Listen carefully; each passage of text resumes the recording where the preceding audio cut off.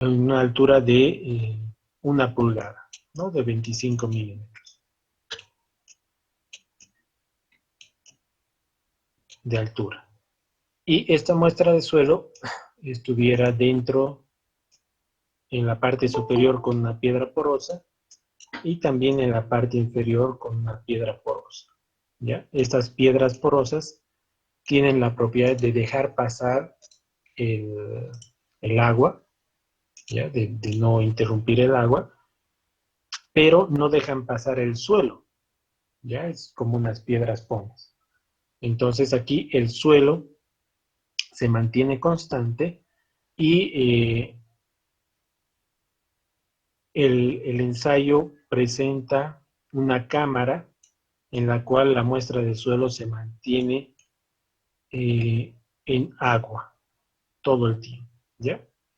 Esta situación es más o menos, no es más o menos, es de la condición en la cual la muestra de suelo se encuentra en campo. La muestra de suelo está totalmente saturada todo el tiempo, ¿ya? Y para simular el proceso de consolidación, estas piedras porosas superior está unido a un sistema que le ejerce una presión, ¿ya? Un esfuerzo, que le transmite un esfuerzo a esta muestra de suelo, a esta arcilla saturada.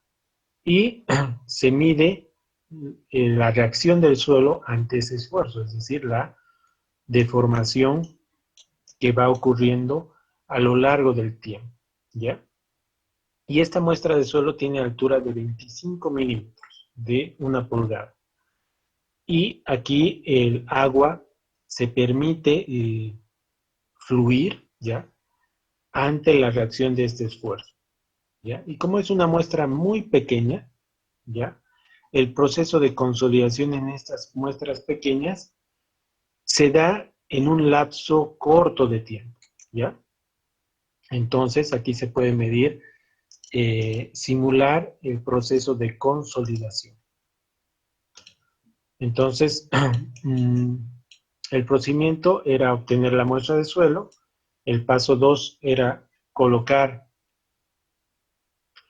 el consolidómetro, como se muestra en esta figura, y aplicar una carga base de 5 kilopascales, ¿ya? 5 kilopascales, que es una carga muy pequeña. Inmediatamente se ajusta el deformímetro con una deformación 0. Si la muestra tiende a expandirse, adicionar carga hasta controlar la expansión. Es decir, que estos 5 kilopascales tal vez puedan variar dependiendo que la arcilla empiece a deformarse.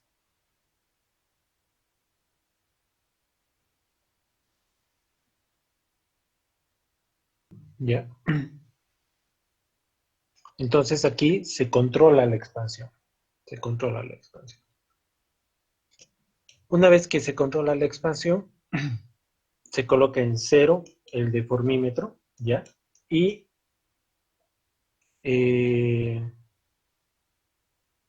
se inunda la muestra, ¿ya? Con agua.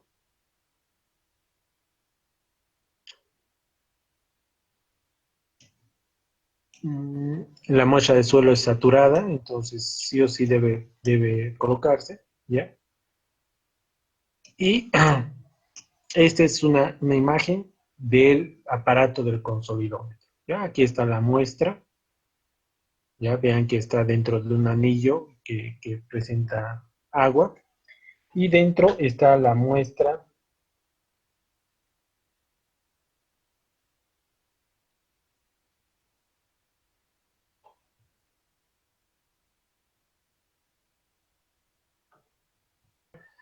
eh, dentro del consolidómetro, ¿ya? Entonces, aquí vean que hay un dial gauge, ¿ya? Es un dial gauge, es el que mide las deformaciones, y todo este aparato, todo este brazo, es el que genera la presión en la parte superior, ¿ya? Entonces, todo este aparato tiene que estar armado, ¿ya? Con una carga pequeñita para controlar la expansión. Cuando se obtiene eso en las lecturas, se empieza recién con las lecturas, ¿ya? Luego dice, someter la muestra en incrementos constantes de carga. Si se requiere la pendiente y la forma de la curva virgen de compresión o la curva de preconsolidación, la presión final alcanzada debe ser mayor o igual a 4 veces el valor de la preconsolidación. La descarga debe abarcar por lo menos 2 incrementos de presión. ¿A qué se refiere esto? Se refiere a empezar a controlar las cargas versus deformación. Y se lo puede realizar mediante esta secuencia de cargas estándares que comprenden una relación de incrementos de una etapa, obtenida a partir de la aplicación de cargas, debiéndose obtener valores aproximados. Se empezó con 5 kilopascales, luego se va a 12 kilopascales, 25, 50, 100, 200 e ir duplicando. La descarga debe ser realizada descargando hasta alcanzar una carga que guarde relación de un cuarto de la carga actuante. Antes de cada incremento de carga, se debe registrar un cambio de altura de la muestra. Dos son los métodos alternativos para especificar la secuencia de lectura de tiempo y permanencia mínima de cada incremento de carga. La última varía según el método A o el método B y ambos son especificados en la norma. Para el método A, la duración del intervalo de tiempo en el que se mantiene la carga constante es de 24 horas. En este método se debe registrar la altura o cambio de altura a intervalos de incrementos de 0.1, 0.25, 0.5, 1, 2, 4, 8, 15, 30 minutos, 1, 2, 4, 8 y 24 horas después de que el incremento de carga haya sido aplicado. Se debe realizar al menos 2 incrementos de cargas, incluyendo al menos uno después de la presión de preconsolidación y se verifica que haya sido excedida. Para el método B, la duración del intervalo de tiempo en el que se mantiene el incremento de carga es constante y es la requerida para que el proceso de consolidación primaria haya sido completado. Es decir, que tiene una duración tal que al alcanzar la gráfica de deformación versus tiempo, sea posible determinar el tiempo correspondiente al 100% de la consolidación. Las lecturas de altura o cambio de altura son registrados en mismos intervalos de tiempo que en el método A. Las figuras 243 y 243b presentan las gráficas de deformación versus tiempo obtenidas a partir del ensayo de consolidación. Ya, estas son las figuras 243 y 243A y 243B. Ya, entonces, vamos a...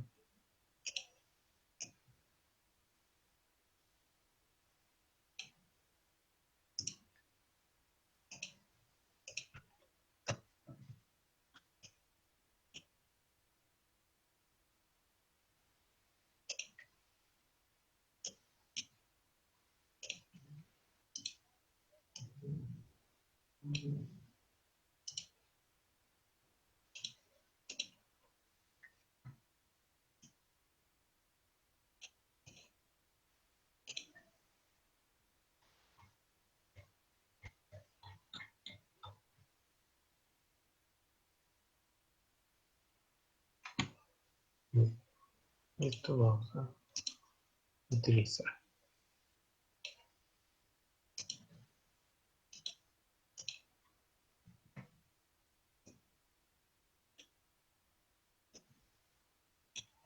Entonces, en este ensayo, ya como hemos visto, como menciona el procedimiento, se va cargando, ¿ya? Duplicando las cargas.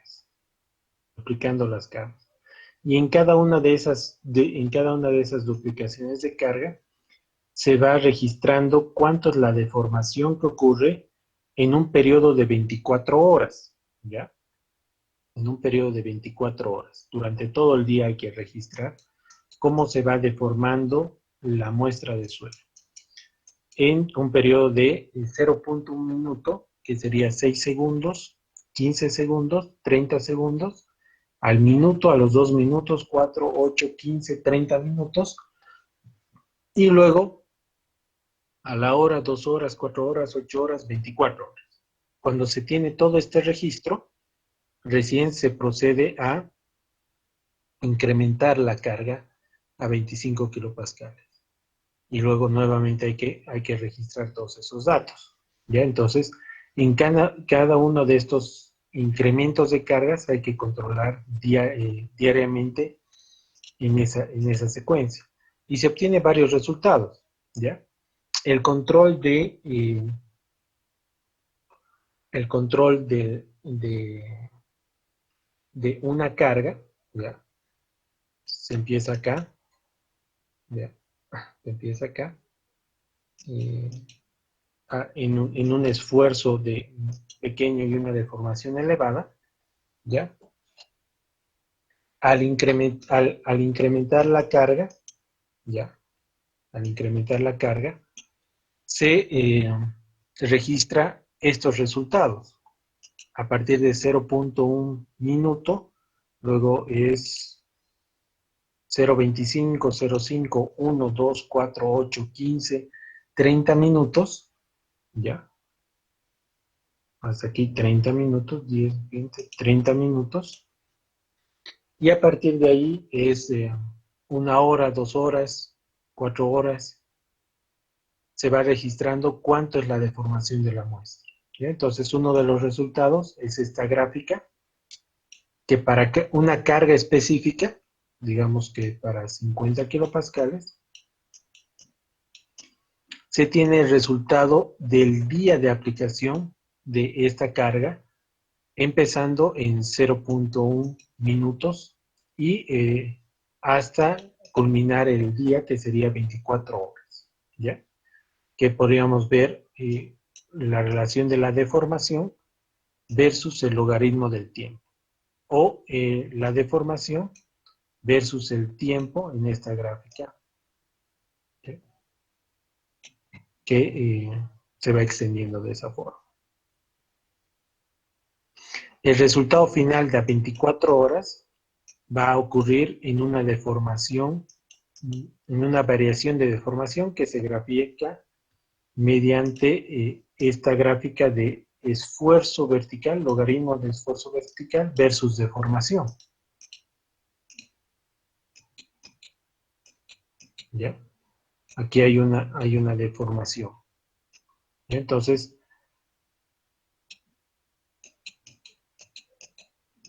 se va graficando, ¿ya? A medida que se va duplicando el esfuerzo. Y en un punto dado, ¿ya? En una carga dada, va a haber una gran deformación, ¿ya? De tal forma que cuando uno grafica, ¿ya? Se va a notar un cambio de pendiente, ¿ya?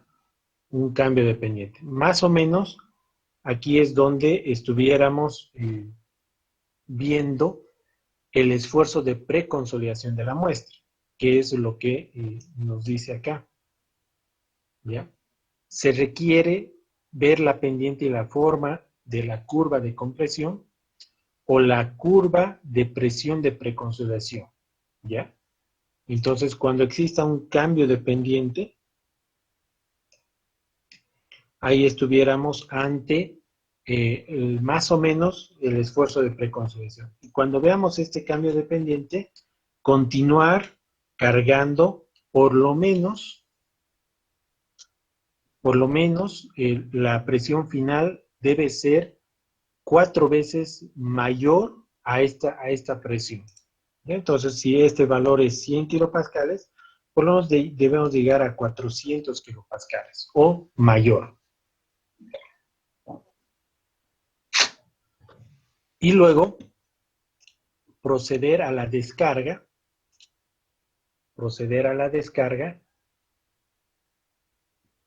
que guarde una relación de 1/4 la carga actuante. ¿Ya? Entonces, si hemos llegado a 1000 kilopascales, ir descargando en cada 250. Cada 250, 250, 250. En cuatro partes. ¿Ya? Cada una de estas cargas y descargas tiene que estar configurado para registrar el comportamiento de estas cargas a lo largo de 24 horas.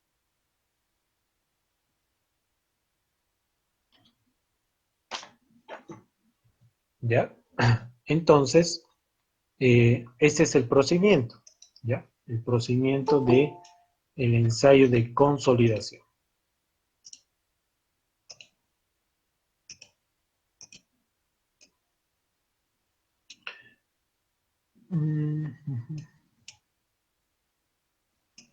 Finalmente dice, quitar la carga base y desmontar rápidamente el aparato, remover la muestra y el anillo del consolidómetro y secar el agua libre presente en la muestra y el anillo.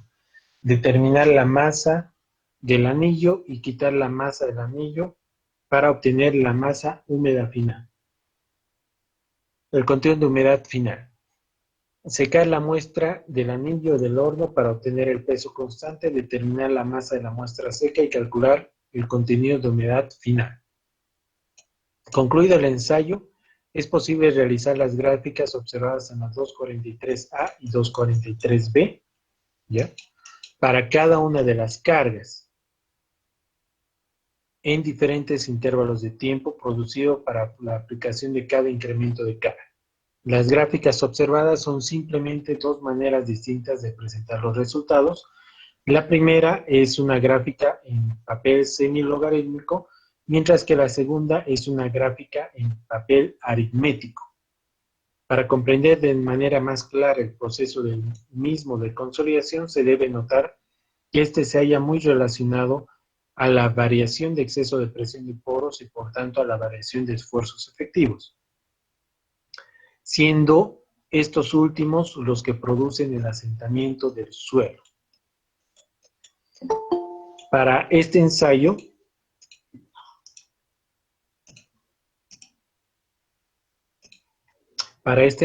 el exceso de presión de poros de agua que drena del suelo a través de las piedras porosas, siendo el agua expulsada una medida del cambio de volumen del suelo, ocasionado por la aplicación de la carga. Por tanto, cuando una carga es aplicada de manera instantánea a un suelo saturado, todo el esfuerzo aplicado es soportado inicialmente por el agua de poros, produciéndose un exceso de presión de poros inicial para luego que en el tiempo cero el incremento de esfuerzos sea igual al incremento de presión de poros, siendo el cambio de esfuerzos efectivos igual a cero. Posteriormente, si se permite el drenaje, el exceso inicial de presión de poros disminuye con el tiempo, mientras que el asentamiento incrementa con el tiempo. El cambio en los esfuerzos efectivos se realiza en función de cuánta agua está drenando a lo largo del tiempo. De esta etapa puede observarse que el exceso de presión de poros en la cara superior y en la cara inferior de la muestra es cero, debido a que ambas caras se encuentran junto a las piedras porosas. Sin embargo, la disminución de exceso de presión de poros en la mitad de la muestra es la más baja, debido a que las partículas de agua que se encuentran en esta posición deben realizar el recorrido más largo que existe en el sistema. Por tanto, la variación de asentamiento en función del tiempo no es lineal.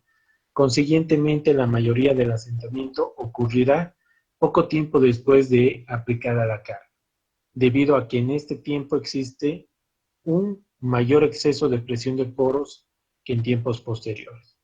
Finalmente, cuando el tiempo es infinito, es decir, cuando ha pasado un tiempo considerable después de la aplicación de carga, en este caso, como estamos hablando de muestras en laboratorio que tienen un espesor de 25 milímetros, 24 horas es suficiente para simular el proceso de consolidación. Entonces, cuando este tiempo ha pasado, tanto el cambio de volumen como el cambio de exceso de presión de poros son aproximadamente cero. Luego, el cambio de esfuerzos efectivos es igual al incremento de esfuerzos efectivos. Es decir, el incremento de carga inicial ha sido completamente transmitido a las partículas del suelo. ¿Ya? Y un resultado muy típico, ¿ya? De este ensayo,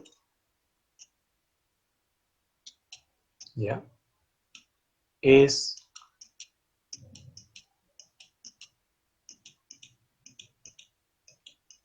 una gráfica,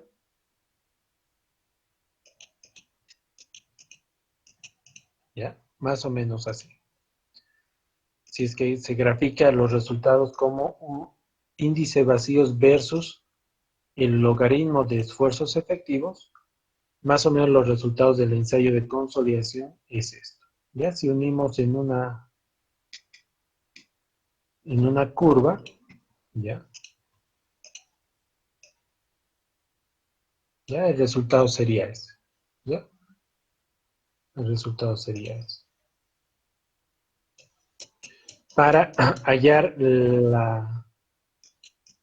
esa gráfica hay que todavía realizar algunos cálculos. Los resultados para la realización del ensayo, realizado el ensayo de consolidación, los resultados obtenidos a partir de este son utilizados para la determinación del asentamiento por consolidación a partir de la curva de consolidación de campo. Esta curva es obtenida a partir de la curva virgen de compresión del lavatorio, que es determinada por los siguientes pasos. Para un incremento de carga dado, el valor de deformación vertical corresponde a la conclusión del proceso de consolidación causado por dicho incremento. Está dado por la siguiente expresión. El cambio de la altura inicial del micrómetro dividido entre la altura inicial de la muestra. De esta manera se consigue el primer punto de la curva de consolidación del lavatorio, que es el esfuerzo efectivo vertical al valor del incremento de carga aplicado. ¿Ya? Es decir, que se obtiene este valor. ¿Ya? El valor inicial. ¿Ya? El valor de 5 kilopascales y el índice vacíos inicial, que es la variación del incremento sobre la altura de la muestra. Para los sucesivos incrementos de cargas aplicados sobre la muestra, debe medirse nuevamente la deformación vertical de la muestra, obteniéndose de manera el segundo y los sucesivos puntos de la curva de deformación versus esfuerzo vertical. Este proceso debe continuar hasta haber obtenido los puntos necesarios para graficar la curva virgen de compresión del lavatorio. La curva virgen de compresión del lavatorio puede ser presentada de dos maneras. La primera es la curva de deformación versus el esfuerzo efectivo vertical, graficada en escala aritmética, y la segunda es muy similar, graficada en esfuerzos efectivos verticales, el logaritmo del esfuerzos efectivos verticales. Ambas gráficas son presentadas en la figura 244, ¿ya? Entonces, en la escala aritmética se ve este tipo de gráficas, pero en una escala logarítmica se observa este resultado. ¿Ya? Unas curvas como resultado del ensayo de consolidación. A partir de las curvas observadas, puede obtenerse mediante relaciones la curva índice de vacíos versus el logaritmo del esfuerzo efectivo vertical. En realidad se debe recordar que es a partir de esta curva la que se obtiene la curva de consolidación de campo, que es la utilizada para el cálculo de asentamientos por consolidación primaria. Sin embargo, estas dos curvas son solamente dos maneras diferentes de expresar los mismos datos, ¿ya? Aquí hay una gran diferencia, que este es un resultado de un ensayo de laboratorio de una muestra pequeña, Y este es un resultado teórico de campo, donde lo que se ve es un comportamiento totalmente lineal. A esta gráfica se la conoce eh, como la curva de consolidación de campo y a esta como la curva de consolidación de laboratorio, curva virgen de compresión, ¿ya? Entonces hay que relacionar esas dos curvas y para eso se pueden graficar la variación de volúmenes y la variación de volúmenes sería una relación con el índice vacíos, tal como se muestra acá, ¿ya? Y la variación de vacíos, la variación del índice vacíos, sería una relación del cambio de altura de la muestra, ¿ya? Entonces aquí se obtiene la ecuación para poder graficar estos puntos en función del índice vacíos, ¿ya? Que estaría en función de la deformación vertical que se va midiendo cada día. El valor inicial del índice vacíos inicial puede ser obtenido a partir del contenido de humedad de la muestra, ver apartado 2421. Ya, vamos a ver.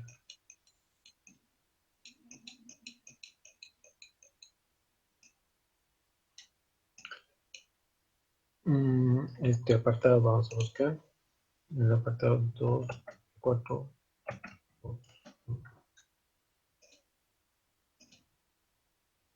Aquí está. El índice vacíos inicial es calculado a partir del contenido de humedad por la gravedad específica, ¿no? Cuando la muestra es totalmente saturada. ¿Ya? Y eso viene de la relación de grado de saturación por el índice vacíos es igual al contenido de humedad por la gravedad específica. ¿Ya? Entonces, de esta inecuación, al ser la muestra totalmente saturada, el grado de saturación es 1, queda que el índice vacíos es igual al contenido de humedad por la gravedad específica. Como estamos hablando de condiciones iniciales, ¿ya? Se coloca que el índice vacíos inicial es igual al contenido de humedad inicial por la gravedad específica. Este valor es el valor donde estamos iniciando la curva de laboratorio.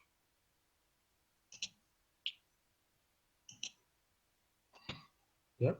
Y luego se puede expresar las deformaciones resultantes de la realización del ensayo de consolidación en función del índice de vacíos y los datos obtenidos.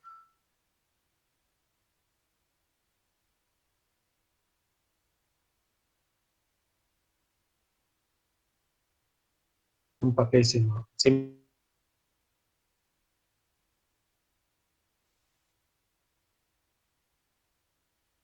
¿ya? Este es un resultado, vamos a decir, real de un ensayo de consolidación, ¿ya? Donde se grafica el índice vacíos, ¿ya? Lo que más o menos he tratado de graficar, ¿ya? El índice vacíos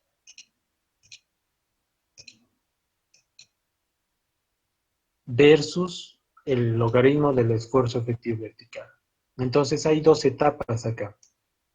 La primera etapa es una etapa de cargado y la segunda etapa es una etapa de descarga.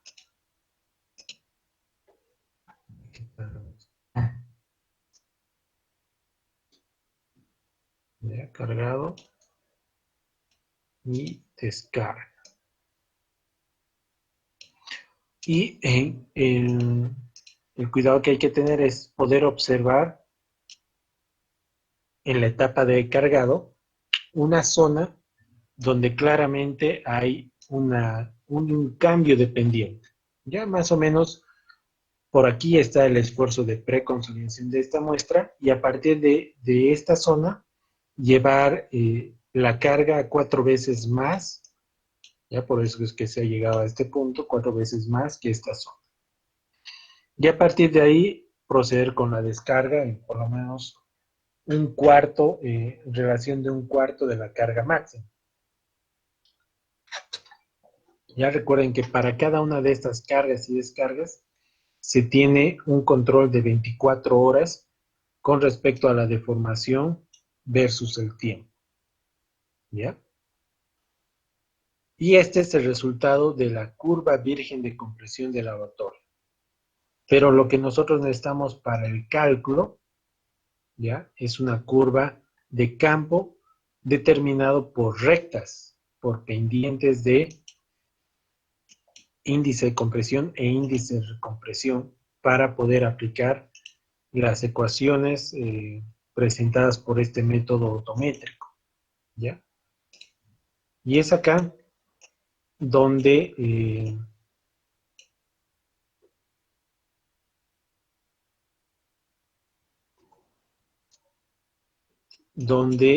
se tiene que hacer una interpretación, ¿ya? Para que se obtenga curvas de consolidación de campo, ¿ya?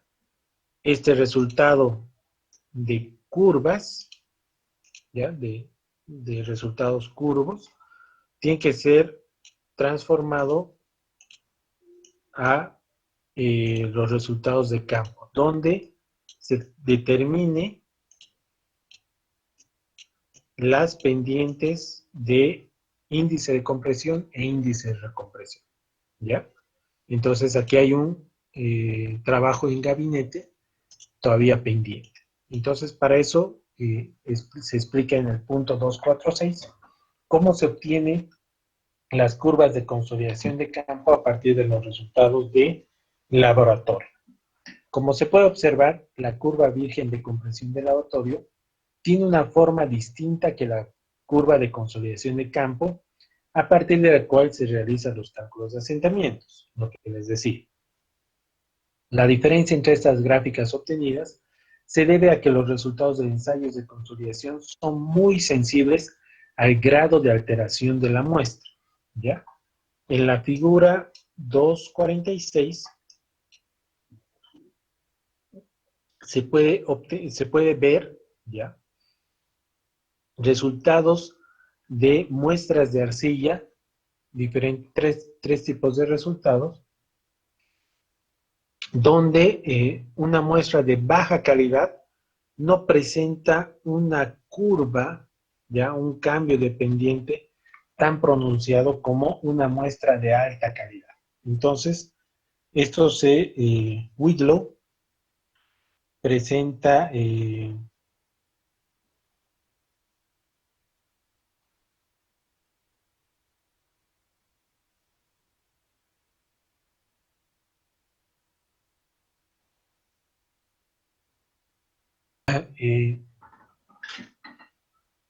que varios factores presentan en la muestra este comportamiento.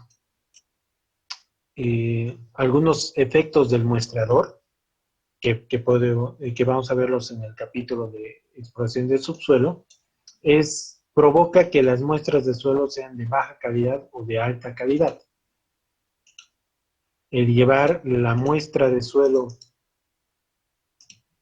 de campo al laboratorio genera que algunas muestras sean de baja calidad, ya sea por el alivio de esfuerzos debido a la eliminación del esfuerzo de sobrecarga, la deformación cortante del tubo o del pistón, cambio del contenido de humedad durante el muestreo, esfuerzo cortante interno vertical de la muestra de suelo cerca de la cara interna del tubo, disgregación a lo largo de los lados de la muestra, cambios de densidad debido a la presión del hinchamiento, disminuciones debidas a la expansión lateral en la holgura del diámetro.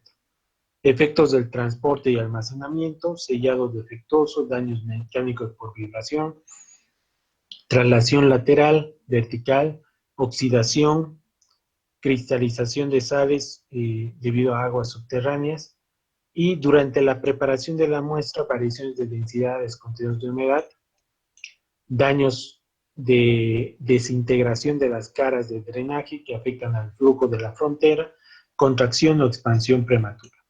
Es así que para la mayoría de los depósitos de arcilla, las alteraciones en la muestra producen una relación de esfuerzo de formación en laboratorio que es diferente a la que se produce en campo. Por tanto, muestras de muy alta calidad producirán resultados muy distintos a los obtenidos de muestras de baja calidad. La calidad de la curva obtenida tiene mucha importancia en la obtención de la presión de preconsolidación, puesto que esta es definida en función al punto de inflexión de la curva de compresión del laboratorio, razón por la cual las muestras de baja calidad se hace más complicado estimar este punto, puesto que a medida que el grado de alteración de la muestra ensayada aumenta, la curva obtenida del laboratorio será aún más redondeada.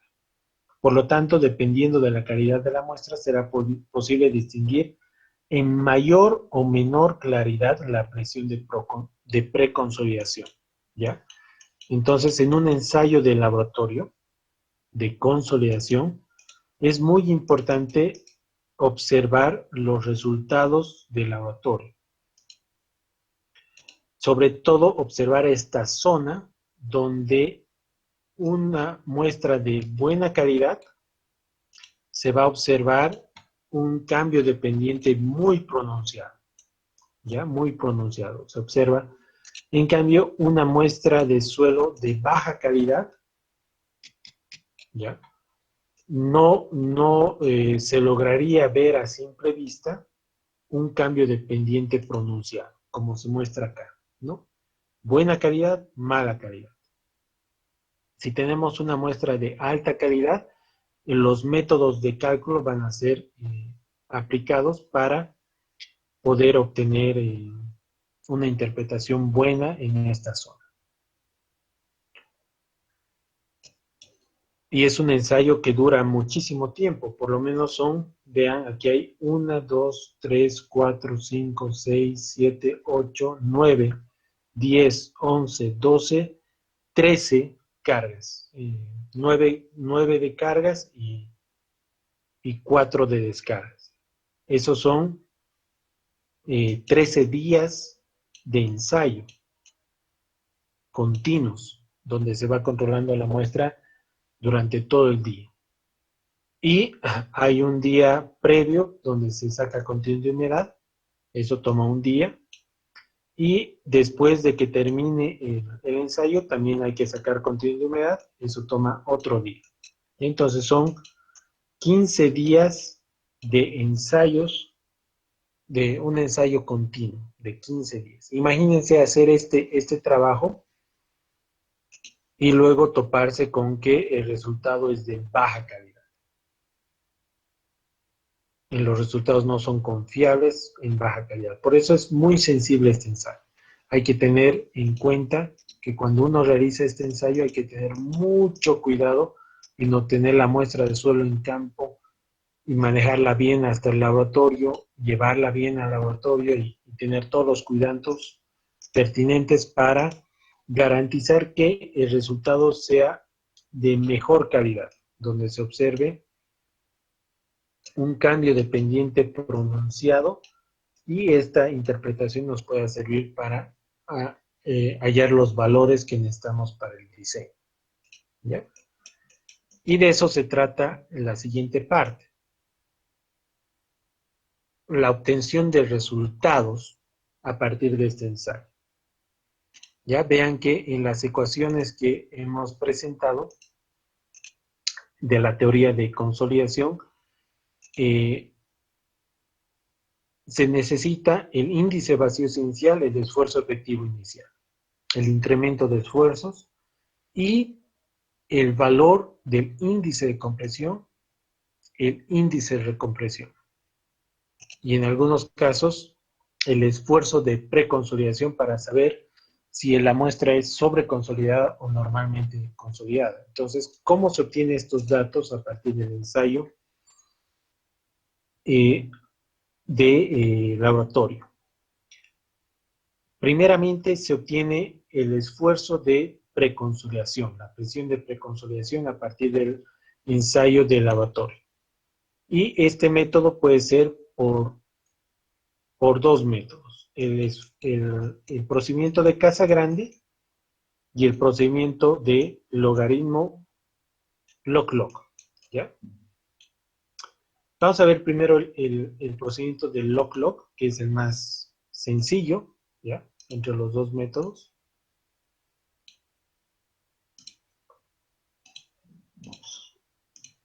El más fácil de explicar.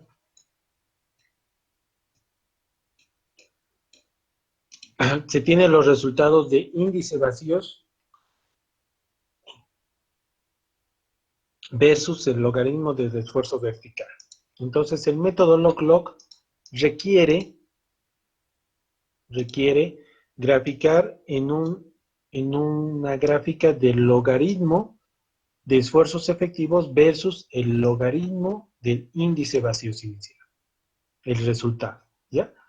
Y el resultado va a dar una curva, ¿ya? De esta forma, donde se van a obtener, se va a poder distinguir dos zonas. Una zona inicial cercana a una recta y una zona final cercana a una recta. Entonces, lo que este método sugiere es ajustar a una recta la parte inicial y ajustar a una recta la parte final.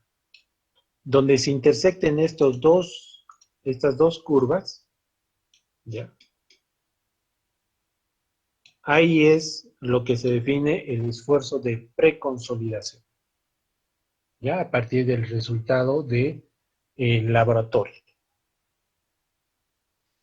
Ese es el método logaritmo versus logaritmo, ¿no? Aquí está descrito, propuesto por José de 1989 y Siderant de 1990. ¿No? Recopilar los datos obtenidos del ensayo de consolidación y expresar los valores de información en función del índice de vacíos y graficarlo en un papel de logaritmos en el eje de las abscisas. Construir el ciclo logarítmico, ¿ya? Y obtener esta gráfica. Graficar el logaritmo de esfuerzos efectivos versus el logaritmo de índice de vacíos y graficar líneas rectas que mejor se ajusten a las porciones de las curvas que se encuentran antes y después del punto de transición, del mismo modo que se observa en la figura 248. El punto de intersección de ambas líneas corresponde al valor de la presión de preconsolidación. Los autores de este procedimiento afirman que el método produce muy buenas aproximaciones para el caso de las muestras de laboratorio remoldeadas. Bowles aconseja que este método, debido a que el método Casagrande presenta por lo general valores de esfuerzos de preconsolidación relativamente bajos. El mismo Bowles afirma también que los resultados obtenidos por este método son una buena aproximación a un valor promedio obtenido en la realización de otros métodos existentes. Finalmente, se puede observar que el método resulta ser muy sencillo siempre y cuando uno ya disponga del papel requerido para la realización. ¿Ya? Entonces, cuando se grafica los resultados en logaritmos de esfuerzos efectivos y logaritmos de esfuerzos verticales, el método es sencillo. ¿Ya? Veamos el método Casagrande. ¿Ya? Este método Casagrande que requiere de un procedimiento para hallar el esfuerzo de preconsolidación.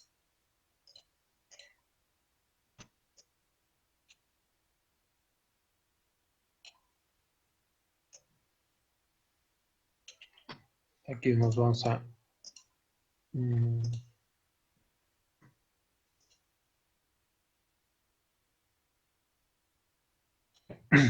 dice, el método de Casagrande para hallar el esfuerzo de preconsolidación.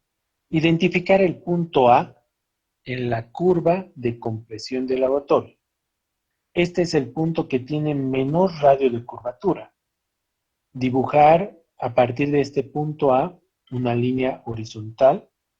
Luego dibujar una línea tangente a la curva de compresión que pase por el punto A.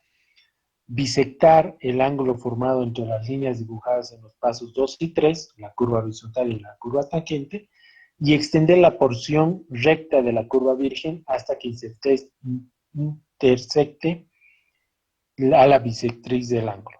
El punto de intersección se identifica como el punto B, siendo la abscisa de este punto el esfuerzo de preconsolidación, que es el valor que queremos hallar, ¿ya? Entonces vamos a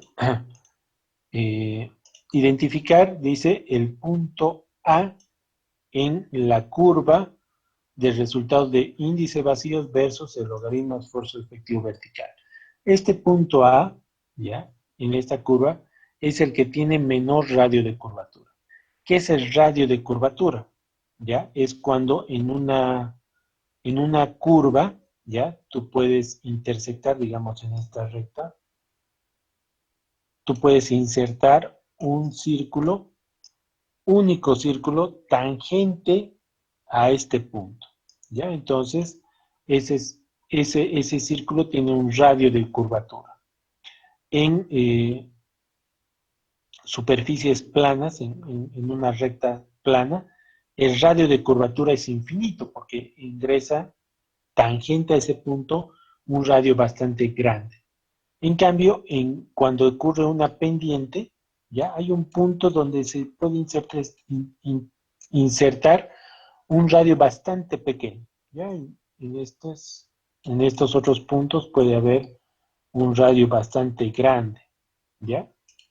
Entonces, la definición del radio de curvatura es subjetiva y se puede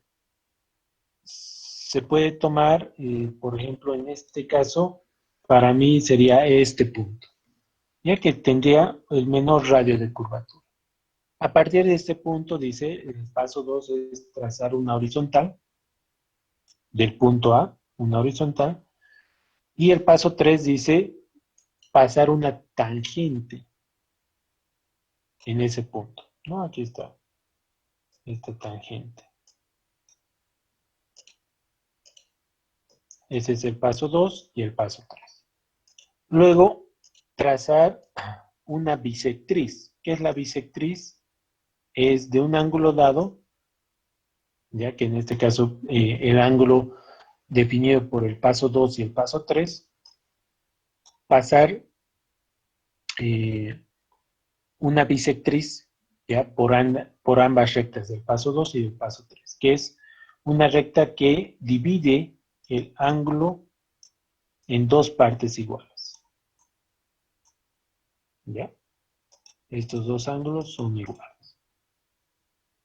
Finalmente, se extiende, ¿ya?, se extiende la parte recta de esta curva hasta intersectar esta bisectriz, y donde se intersecta se halla lo que es el esfuerzo de preconsolidación. ¿Ya? Entonces, acá se extiende la parte recta y donde se intersecta la bisectriz se halla lo que es el esfuerzo de preconsolidación. Ya, estos son los dos métodos que se presentan en el texto para el cálculo del esfuerzo de preconsolidación a partir de los resultados del ensayo de consolidación. ¿Ya? ¿Alguna pregunta hasta acá? ¿Se entiende? La siguiente semana vamos a continuar a partir de este punto, ¿ya?, donde se presenta el procedimiento de Schmermann para calcular el esfuerzo de consolidación, digo, el índice de compresión y el índice de recompresión, que son necesarias para el cálculo de asentamientos, ¿no? Y a partir de aquí ya vamos a entrar a lo que son la determinación la determinación de cálculo de asentamiento por el método métrico, ¿ya? Que es el caso que estamos viendo. ¿Ya? ¿Alguna pregunta? Control de asistencia está habilitado. Por favor, registren su asistencia. El método De tangente modular, no. Hasta acá. Hasta la página 187. 188. Que es para el cálculo de asentamientos producidos en suelos estratificados de Coducto 2001. ¿Ya? Es decir, que vamos a repasar esta parte de valores de compresibilidad del suelo, del método Schmerman, y la transformación del método métrico a asentamientos por consolidación. ¿Ya? Y los métodos estratificados. ¿Ya? Si no hay más dudas, aquí quedaríamos.